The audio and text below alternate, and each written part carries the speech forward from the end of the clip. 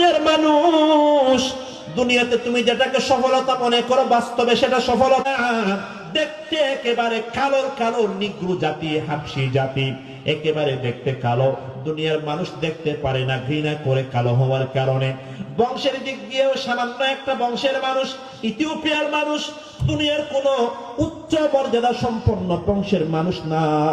শারীরিক ভাবেও কালো, বংশের দিক দিয়েও নিম্নমানের। কিন্তু আল্লাহর পয়গম্বর মেরাজে যাওয়ার পর জান্নাত যখন ভ্রমণ করতে গেলেন, জান্নাতের মধ্যে একজন মানুষের স্যান্ডেলের আওয়াজ শুনতে পেয়েছিলেন। ওই মানুষটার নাম হলো হযরতে বেলাল। বলেন না সুবহানাল্লাহ। তাহলে মুসলমান আল্লাহর নবীর চাচা হওয়ার পরেও ধ্বংস হয়ে গেছে, আল্লাহর নবীর আপন চাচা হওয়ার পরেও ধ্বংস হয়ে গেছে। আর বেলালের সাথে নবীজির বংশের কোনো সম্পর্ক নাই। চেহারা কালো হওয়ার পরেও বেলাল দামি হয়ে গেছে, জান্নাতি হয়ে গেছে।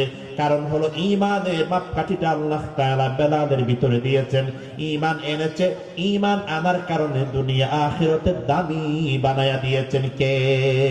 এজন্য আল্লাহ বললেন ইল্লাল্লাযীনা আমানু, বান্দার এক নাম্বার ঈমান আনো, ঈমান আনো। ঈমান আমরা জানি, ঈমান বলা হয়, আমরা তো ঈমান এনেছি আল্লাহর উপর। আমরা পড়েছি মক্তবের মধ্যে পড়েছি, ঈমানে মুফাসসালের কথা পড়েছি। ঈমান আনার অর্থ হলো বিশ্বাস স্থাপন করা। অনেক জিনিস আমরা দেখি না, তারপরেও বিশ্বাস করতে হয়। আমাদের শরীরের ভিতরে রূহ আছে নাকি নাই? আমাদের শরীরের ভিতরে রূহ আছে নাকি নাই? আমরা যেখানে বসে আছি এখানে হাজার লক্ষ লক্ষ বাতাস আছে, অক্সিজেন আছে, আমরা দেখি না, রূহটাও দেখি না।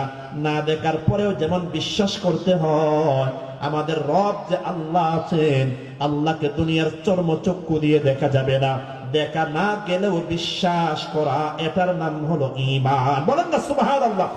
এজন্য ঈমানের অর্থ হলো, ঈমানে মুফাসসালের মধ্যে আমরা পড়েছি আমানতু বিল্লাহ। ঈমানের এক নাম্বার বিষয় হলো আল্লাহর উপরে ঈমান আনতে হবে। ওয়া মালাইকাতিহি, দুই নম্বরে ফেরেশতাদের উপরে ঈমান আনতে হবে। ওয়া কুতুবিহি, আসমান থেকে আল্লাহ তাআলা যত আসমানি কিতাব নাজিল করেছেন আসমানি কিতাবের উপর ঈমান আনতে হবে। ওয়া রুসুলিহি, আল্লাহর প্রেরিত নবী রাসূলদের উপর ঈমান আনতে হবে। ওয়াল ইয়াউমিল আখির, পরকালের উপর ঈমান আনতে হবে।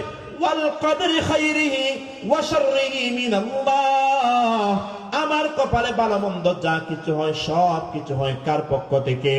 ওয়াত তাকদীরি খাইরিহি ওয়া শাররিহি মিনাল্লাহ ওয়াল বা'থি বা'দাল মাউত, মরণের পর আবার জীবিত হওয়া লাগবে।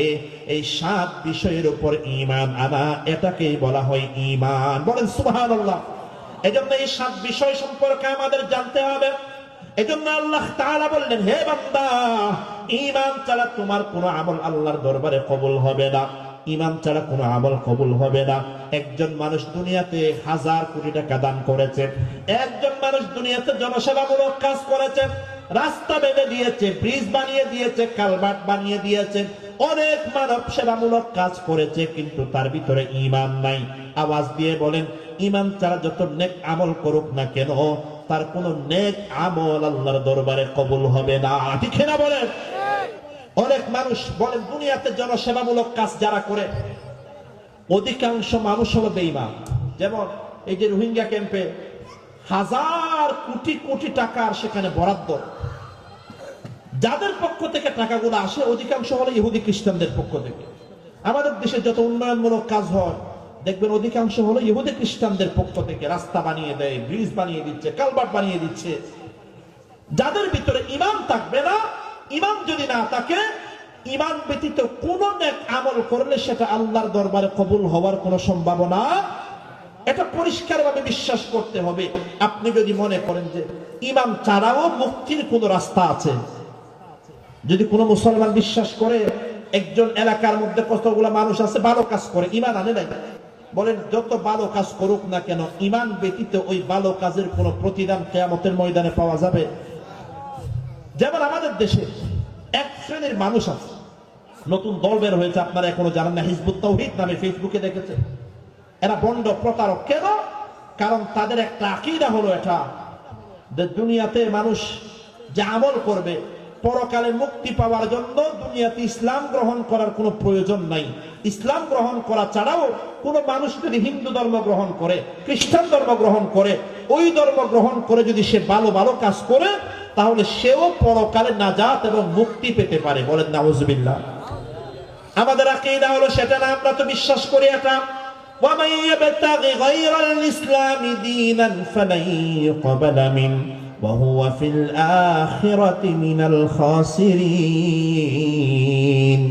আল্লাহ তাআলা বলেন, দুনিয়ার কোন মানুষ যদি ইসলাম ব্যতীত অন্য কোন জায়গার মধ্যে সফলতা তালাশ করে, আমি আল্লাহ জানায়া দিলাম সেই ব্যক্তিকে কোনো সফল হবে না, বরং ওই ব্যক্তি দুনিয়া আখিরাতে চরমভাবে ক্ষতিগ্রস্ত হয়ে যাবে, চরমভাবে ক্ষতিগ্রস্ত হয়ে যাবে। এজন্য সফলতার এক নাম্বার মাপকাঠির নাম হলো ঈমান। বলেন না কি না? আমার আপনার কাছে দুনিয়ার কোন নিয়ামত যদি না থাকে, দুনিয়ার একজন মানুষের কাছে আল্লাহ তাআলা কোনো নিয়ামত দেন নাই, টাকা পয়সা নাই, ঘর বাড়ি নাই, সুন্দর কাপড় চোপড় নাই, দেখতেও কালো, কোন নিয়ামত নাই, কিন্তু বান্দাকে আল্লাহ তাআলা ঈমানের দৌলত যদি দান করে থাকেন, ভালো করে মনে রাখবেন, ওই দুনিয়ার সাধারণ মানুষ যার কাছে দুনিয়ার কোনো নিয়ামত নাই, শুধু ঈমানের নিয়ামত আছে, আল্লাহর কসম ওই সাধারণ ঈমানদারের দাম আল্লাহর কাছে দুনিয়ার হাজারো আমেরিকার প্রেসিডেন্ট ডোনাল্ড ট্রাম্পের চাইতে আল্লাহর কাছে হাজার কোটি গুণে বেশি। বলেন সুবহানাল্লাহ। তাওহীদ কি আমানত सीनों में है हमारा, आसान नहीं मिटाना नामो निशान हमारा, बातिल से दबने वाले ऐ आसमां नहीं हम सुबारो कर चुका है तो इम्तिहान हमारा। এজন্য আল্লাহ তাআলা বললেন, সফলতা যদি অর্জন করতে চাও, চারটা গুণ অর্জন করে নাও। এক নাম্বার গুণ হলো ঈমানের গুণ। আল্লাহর বান্দা, আমার আপনার ভিতরে ঈমান পরিপূর্ণ রাখতে হবে। ঈমানের মধ্যে যদি দুর্বলতা আসে, বান্দারে আমাদের মধ্যে যদি দুর্বলতা আসে, আল্লাহ তাআলা মাফ করে দিতে পারেন। কিন্তু বান্দার ঈমানের ভিতরে যদি দুর্বলতা আসে, ভালো করে মনে রাখবেন, ঈমানের দুর্বলতাকে বলা হয় শিরিক গুনাহ, কুফর গুনাহ।